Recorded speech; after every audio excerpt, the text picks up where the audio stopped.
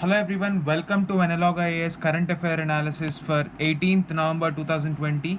In this video, we'll be discussing a couple of issues, one with respect to geo-heritage and the other one with respect to the scope of Article 32 as discussed by the Supreme Court and interpreted by the constitutional makers.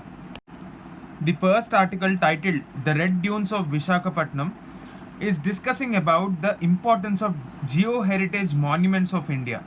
Let us understand what these geological sites are and why are they important for conservation point of view as well as for tourism.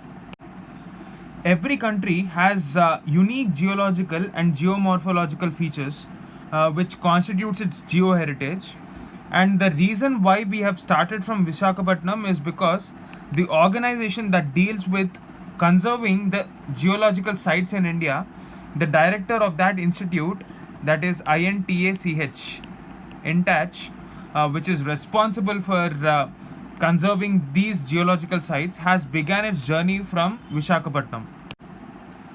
INTACH stands for Indian National Trust for Art and Cultural Heritage. Geoheritage has been a neglected feature in the conservation landscape of our country. So, in this context, we have the Geological Survey of India, which has identified nearly more than 20 sites, 26 sites to be precise, over the years. So, these are treated as national geological monuments. Most of these sites are located in rocky terrains like Rajasthan. We also have Telangana, Andhra Pradesh, Karnataka, Tamil Nadu, and also Odisha, which has vast fields of red soil, wherein these sites are considered to be very important from the conservation point of view. But unfortunately, beyond declaration as geological monuments, little has been done to protect this marvels of the nature. So, what is the problem that we are talking about right now? In India, there is a little realization about the significance. So, there is a lack of awareness about the importance of these geological structures.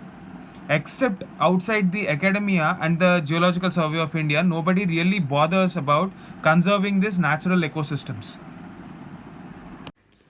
Apart from the usual ecosystem services that any ecosystem offers, there is a significant aesthetic aspect as well. For example, take a look at the picture in this news clipping. This is a picture of Vishakhapatnam, which has a natural scenic beauty and has huge potential for tourism. So, conserving the red dunes of Vishakhapatnam is a case to the point as to how geological heritage sites can add value to the economy through tourism. So, if ever there is a question directly in mains examination as to what is defined as geoheritage, we have a direct answer in the form of this clipping. So, as you can see, the term geological heritage is used for natural geological or geomorphological features that have aesthetic, that is the aspect of beauty, intrinsic or scientific and educational value. Certain areas have something very unique about them in the form of the structure that they are formed through natural processes. Certain geological structures have scientific importance because they hold information about the interiors of the earth. Certain other aspects have educational value because they are trying to teach us as to how the society has evolved based on the geography of that region. So all this provide insights into the geological processes and how it has actually impacted human activity over the millions of years. A lot of examples are given in this article, say the importance of natural arts that you find in the holy site of Tirumala Hills, where Lord Venkateswara Swami, or commonly called as Lord Balaji, resides. And the temple is an important site of tourism, and we find a natural arch in this Tirumala Hills. So that has a history of more than 10,000 years, and it has generated significant influx of tourists to just witness the marvel. Please go back to Google and have a look at this marvelous geological structure that has formed naturally. So, in order to generate more tourism potential, what is required has been the point of contention here. And one interesting point has been raised in this article.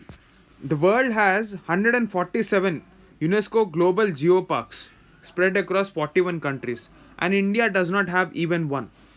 UNESCO recognizes certain geological parks as a part of the network of global geoparks, and the tag has always generated more tourist influx with enough care to ensure that the ecosystem is not disturbed by the tourist activity as well.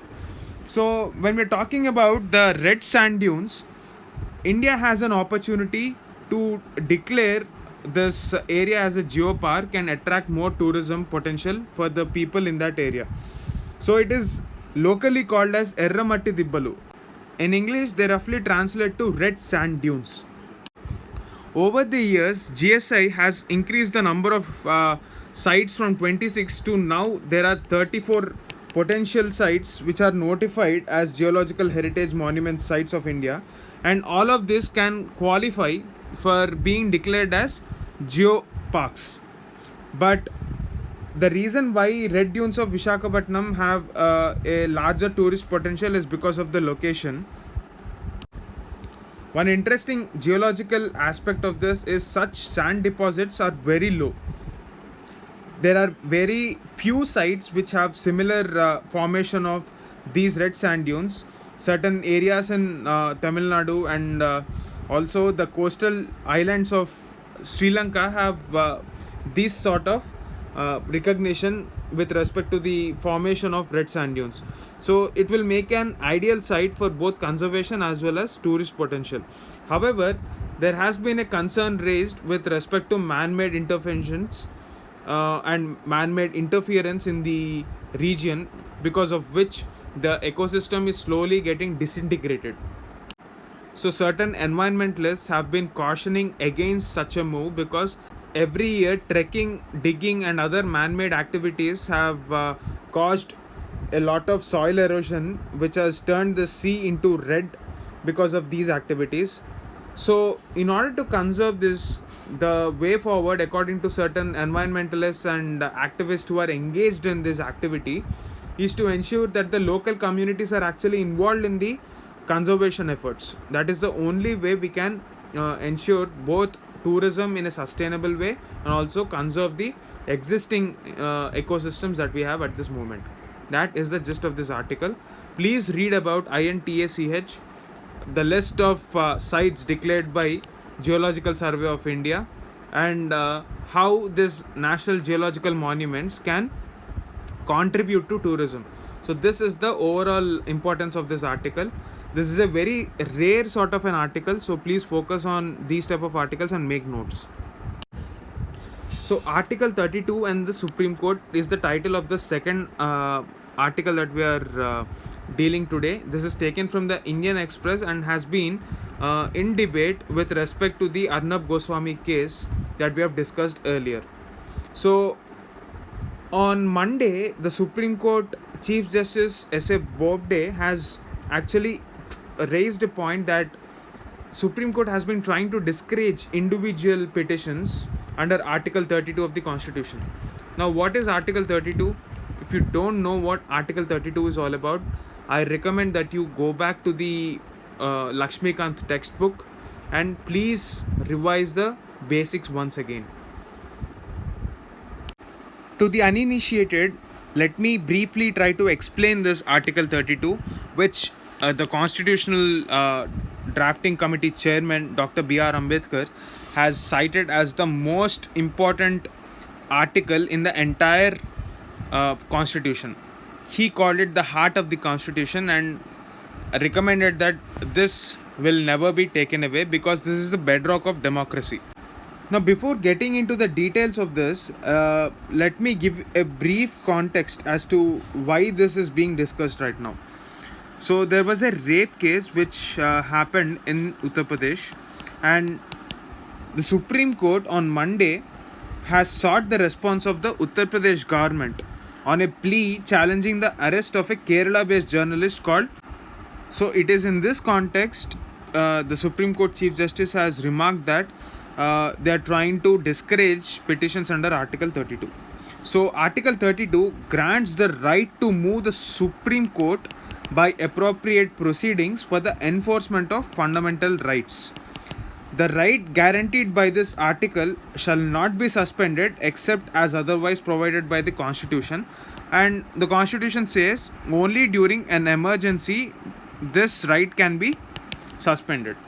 So, Article 32 basically allows a citizen to file writ petitions before the Supreme Court, bypassing the lower courts.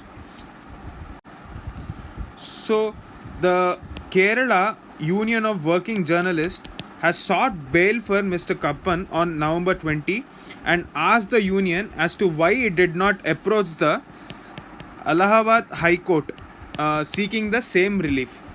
In the same context, the Supreme Court bench comprising Chief Justice S.A. Bobde and Justices A.S. Bopanna and V. Ramasubramaniam, they said that we are trying to discourage Article 32 petition because of the increasing burden in the number of cases. Supreme Court has said that first the people who are seeking a petition should approach the High Court. It said that because it is burdened with a lot of cases, the apex court would hear this plea definitely, and in the meanwhile they should approach the Allahabad High Court, which is the seat of Uttar Pradesh jurisdiction with respect to judiciary.